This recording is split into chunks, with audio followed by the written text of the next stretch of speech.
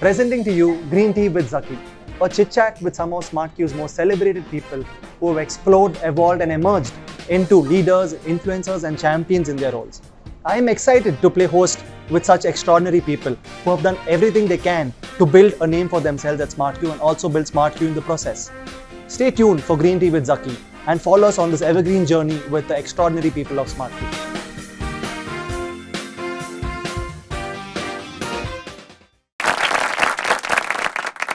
Welcome back to the 7th episode of Green Tea with Zakki. On today's episode, we have with us a very special guest who has flown down all the way from the United States to meet and interact with the SmartQ family. He is known to be as a big-time foodie, or what we'd like to call a foodies maximus. He is none other than Marcos, the Vice President of Information Technology at Bon Appetit company. Welcome, Marcos, to the 7th episode of Green Tea with Zakki. It's a pleasure and honor to have you on the set and to learn from you, from your vast experience about your journey and success at Bon Appetit. Thank you, Zakki. Thanks for having me. Let's have a round of applause for Marcos for being such a great sport and taking time out to do this with us. It means a lot to learn from you, from your stature of experience. So Marcos, how it works on Green Tea with Zakki, we have a couple of segments. The first segment that we have with you is to learn about your story of how it all started. The second segment is a set of questions curated by the SmartQ employees who work closely with you primarily to know the lighter side of you. And the last segment is a rapid fire, where we would like you to spit out answers at the speed of lightning and hear the most unfiltered version of you. So are you all ready to get started? Let's get going. Awesome. Cool. So beginning with our first segment with Marcos, to learn about his journey at Compass Group and primarily Bon Appetit company. So Marcos, you've been associated with Bon Appetit for almost 30 years now, from starting off as a manager of technical services to being the VP of Information and Technology. What has been your journey like?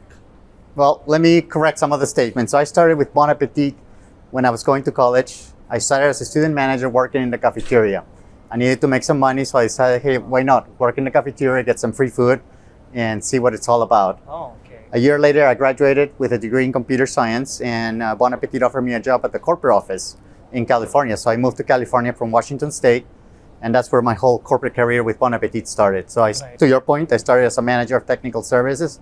From there, I went to network administrator, director of technical or information technology, and then to VP of information technology. Oh, wow. So we didn't know that you started as a part of a volunteer or a food service person in the cafeteria. That's right. So how did that go? I mean, was it the food that mainly drove you to join the company? Did you really love that whole setup? And how was that experience like? So when I joined, Bon Appetit was just taking over the operation, and I met the CEO and the president, Fidel Baccio and Michael Baccio, and they were very passionate about food. Right. Everything had to be made from scratch, and I love to eat. So I started to, interact with the chefs and understand what the culture was about the company. And it was all about providing the best service, the best food to our customers. Right. And I love food, so I said, hey, this is a great environment to be in. Amazing, amazing. So was there a point in that time of the food setup that there was a specific dish that was being served, which was your really favorite dish as well when you were there? No, we had a very diverse menu. Okay. We rotated menus, and it was like daily specials, and everything was very good. Okay. And in fact, interacting with the chefs, I learned how to cook and some of the techniques that I used at home as well. Brilliant. And speaking of which, we will have some questions about that, about your art of cooking and your love for cooking in the next few segments. But to the second question, we would love to know, what was your reaction when you first heard about SmartQ and our capabilities? Well, it's interesting how it all started. But when I heard about SmartQ, I was like, I've never heard of SmartQ. So let's find out what it's all about. And I came to visit you guys about 2.5 years ago. Okay. And I was very impressed by the innovative culture that was ingrained in the company. And the people that I had met, I was like, wow, these are people that I really want to work with. Right. So we partner, and 2.5 years later, here we are. We've deployed a lot of the SmartQ technology in many of our cafes, and things are going very well. And you see the impact being spread across the US through our technology? Do you feel it on a massive scale? Absolutely, and I think we've got a lot of room there. Amazing, amazing. So I didn't know it's your second time in SmartQ. I thought it was your first trip, but happy to know that you came down again for the second time and are interacting again with a much larger set of employees. 2.5 years back, it might have been a smaller set, but we've grown and evolved and come a long way, and now we are 400 members strong. So you would have seen a different side this time. Oh yes, absolutely. So the third question, Marcos, is how has your collaboration been with SmartQ as a whole, the people, the products, and the projects? Can you talk about some instances in terms of interaction and collaboration? It's been a great experience, and I think it's been a a growing experience for both sides. Me working with a team overseas. Yeah. We've got time zone differences, Yeah.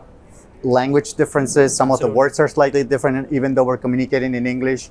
And I think some of the technology that we have in place now for collaborating, Teams, video, and Yeah. all of that has helped us. Yep, So it's absolutely. been a very good experience. Amazing. Yeah, with all the new technologies, it's become more seamless to actually see the person and have that facial interaction as well on a day-to-day basis. Absolutely, and I think it's very collaborative, very responsive.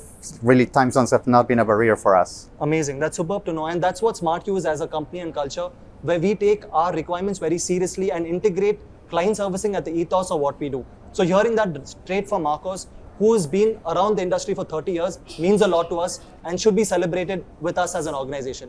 That's great to hear that, Marcos. So if you were to talk to people about SmartQ as a brand who are interested in working here, who potentially see this as an organization, what would you describe SmartQ as to the set of audience? I think you guys have let me start with the environment itself. So just the way things are set up and the way I work with you guys and you guys work with each other, I think collaboration is number one. Yeah. I think caring for the people and making sure that, the workplace balance and personal life is also in there. Sure. I think in general, the passion that every single person that has in SmartQ about delivering the best in-class product and services for us and our clients, I think it's in there as well. Yeah. And I'm very passionate about delivering the best product out there, the best food, the best service to our guests. So I think that's why it's been a great partnership. Amazing. So people who are interested in SmartQ as a company, you've heard it from Marcos, who's worked extensively with us, learned about our products, its features and its capabilities, and he believes that collaboration, passion and purpose is at the central of what we do. So people who look forward to do it, you would get opportunities like this to work with amazing product and a product team that can deliver results at scale and overseas.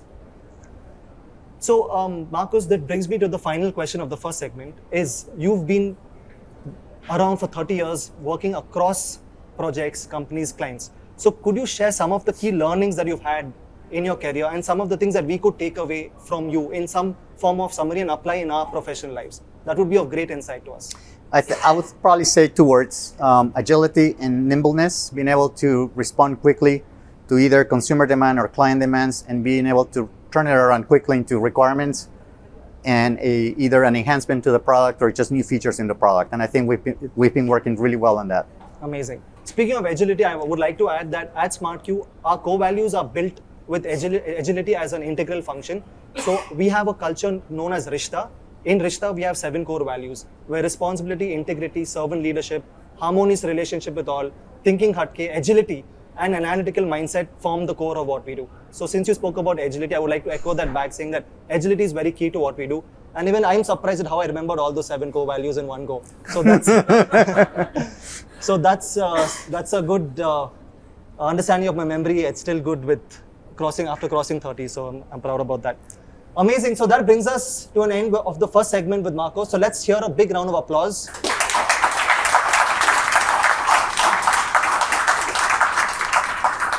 And on that note, I would like to pause so that we both could take a sip of green tea, just to celebrate your success and your extremely great journey at Compass Group with Bon Appetit. So, Thank you. Cheers to that. And Cheers. that's a sip of green tea.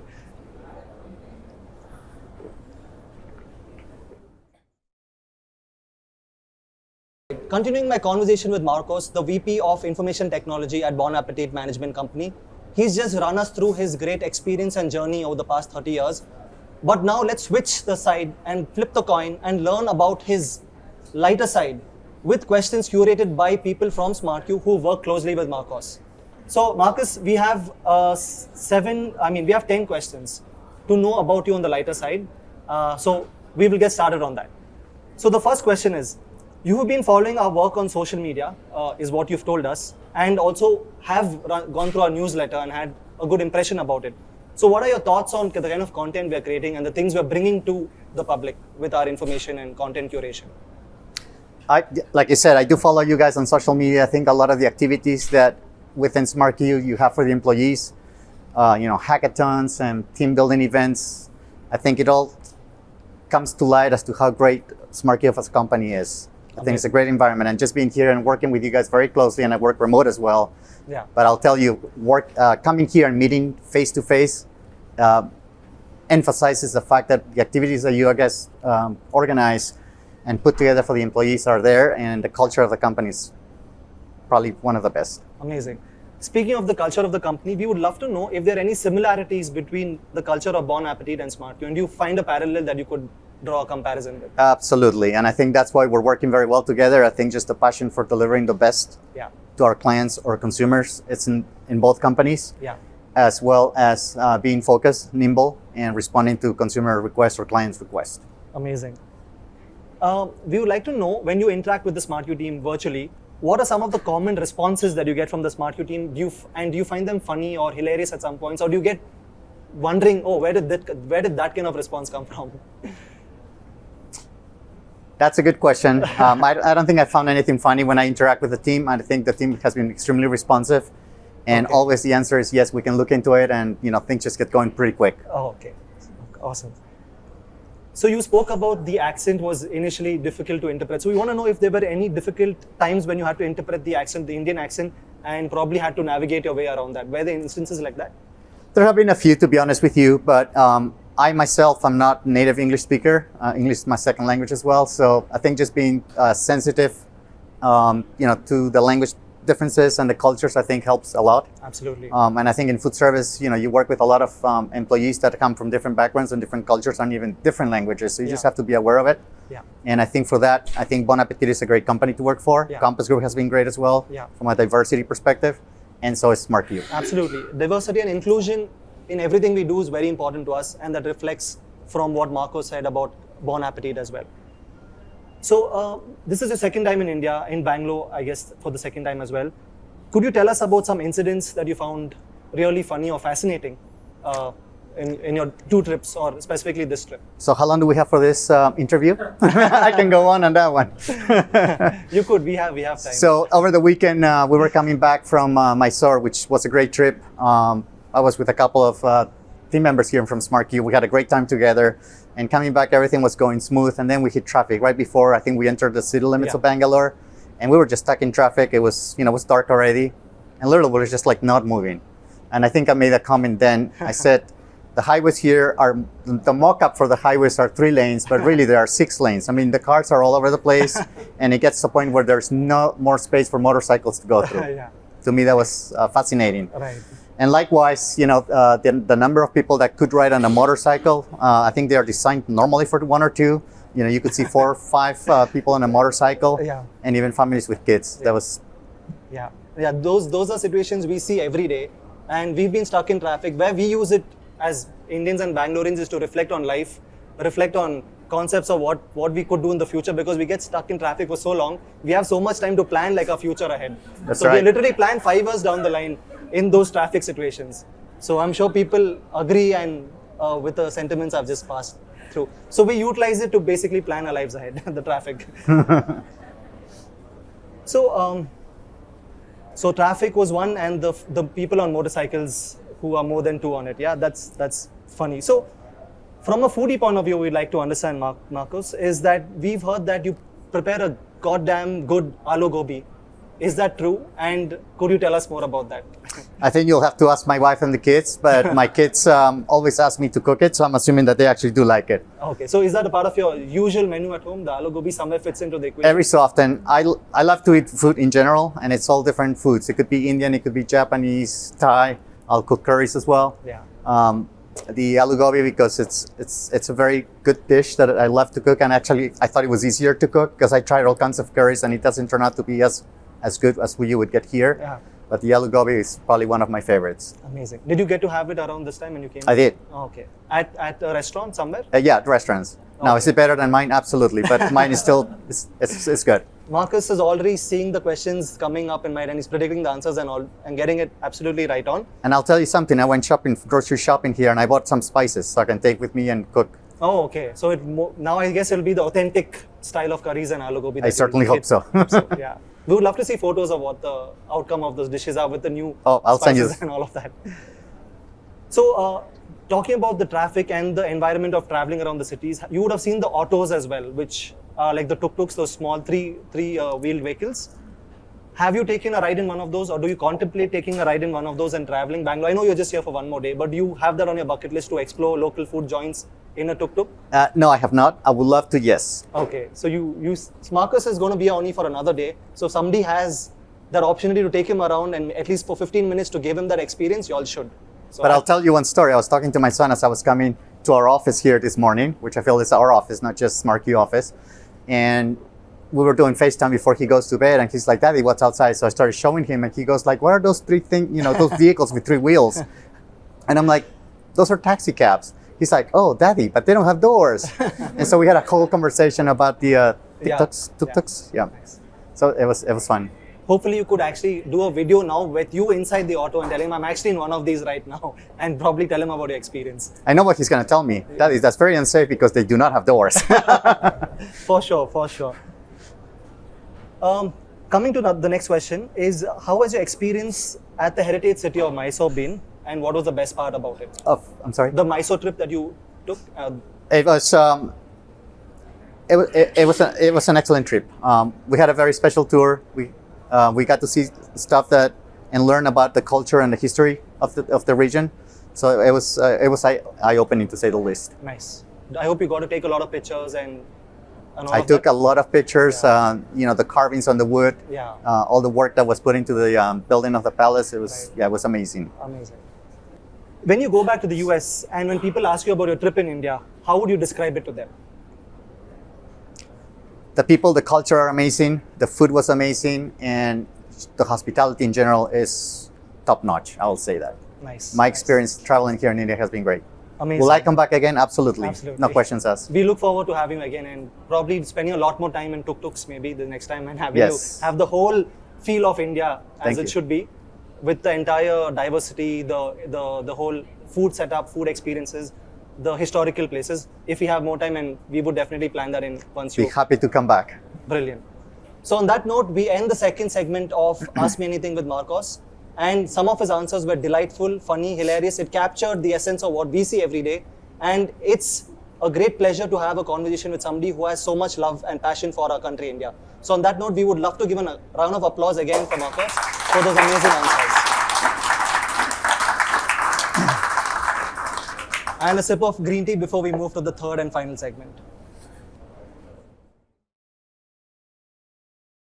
We finally landed on the third and final segment of Green Tea with Zakki, the rapid fire round with Marcos, and this is the opportunity for you to be as quick as possible. There are just 6 questions. We need 6 answers in like 10 seconds each for each question. So there's no room for thinking. It's just Marcos as his own mind would be on this side.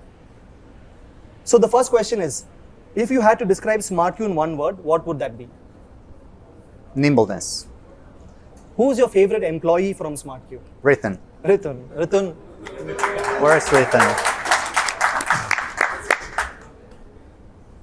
Okay, Ritun isn't around, but I'm sure he'll catch up on this on video, and he would love to hear what Marcos just said about him being as a favorite employee of SmartQ. What comes to your mind when you see the Bangalore traffic? That's a tricky question. I was gonna say the time wasted, but like you said, you guys spend time thinking. And kind of planning through your day, which, you know, if I was stuck in traffic, I'd probably be doing that. So is it wasted time? Probably not. Okay. Or probably Marcos would check back his tickets and wait to find out when he's actually going back to the US, seeing the traffic. One word to describe India. Hospitality. What is the spiciest Indian food you've had so far? What is the spiciest? I'll be honest with you, I don't remember the names, but there were several dishes that were spicy. Okay. Spicier than I would normally eat. Okay. But they were delicious as well at the same time. That's important. All right, the last question is, which dish comes to your mind when you think of home cooked food?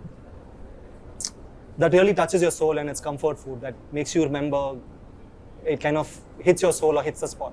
And it reminds me India, biryani. Biryani? Yes, Oh. absolutely. And I eat that in the US too. When I go to Indian restaurants or even at some of our cafes that offer Indian food and they have biryani, that's what I will have. Amazing. Chicken biryanis, yep, absolutely. Fantastic. I don't think there could be a better way to end this interview when Marcos spoke about biryani. Biryani hits the spot for all of us. It's our soul food and it connects us Indians as one large community. And biryani is like brotherhood for all of us. Sisterhood as well. And all right, so Marcos, that's the end of all the 3 segments. It was fantastic to have you with us and learn from your grandeur of experience that you bring to this office and as a person as well. So finally, I would like to hand over this Green Tea with Zakki hamper with you to congratulate you and being a part of this great journey with us. Thank you. Thank you so much. Thanks for having me. Thanks for hosting me.